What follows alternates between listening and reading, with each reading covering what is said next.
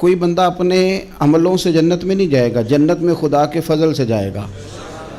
لیکن یہ جو اعمال ہیں نا، یہ سبب بنیں گے اللہ کی رحمت کا،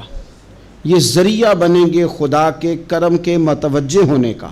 جب ہم نیک اعمال کریں گے تو اس عمل کی وجہ سے رحمت ہوگی، اور وہ رحمت ہمیں اللہ کے قریب بھی لے جائے گی، اور اس رحمت کی برکت سے رب جنت بھی عطا فرمائے گا۔ ہمارے ہاں یہ ہوتا ہے کہ ہم زیادہ تر چیزوں کو تقریر سننے کی حد تک لیتے ہیں، اچھی نصیحت کا لطف ضرور حاصل کرتے ہیں، اچھے جملے کو اپنے دل میں اس کی فرحت ضرور محسوس کرتے ہیں، لیکن عمل کی طرف نہیں بڑھتے۔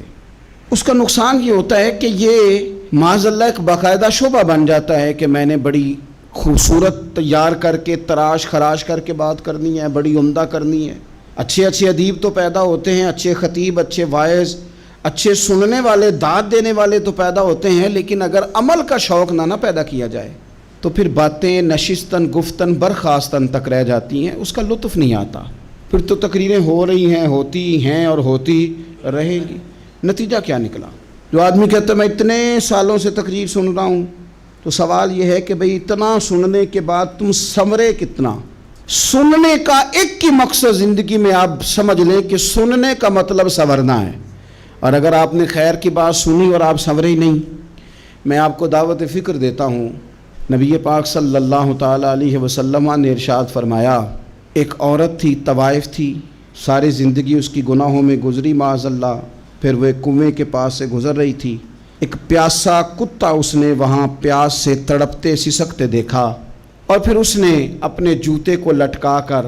اپنے دوپٹے کی مدد سے یا جیسے اس سے ممکن ہو سکا اس نے پانی نکالا، کتے کو پلایا، اللہ نے اس کی بخشش فرما دی۔ آپ ماشاءاللہ ہزاروں میں لوگ ہیں، آپ نے بڑی جلدی مجھے یہ بتانا ہے، یہ حدیث آپ نے پہلے بھی سنی ہوئی ہے نا؟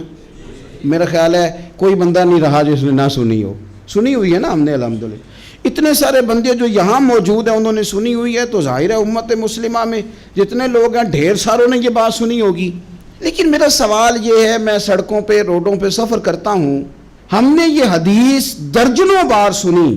کہ طوائف نے کتے کو پانی پلایا تو اس کی بخشش ہو گئی، لیکن حال یہ ہے کہ سڑک پر کسی گاڑی سے ٹکرا کر اگر کوئی کتا مر جاتا ہے، اب مر ہی گیا ہے، گاڑی والا موٹر سائیکل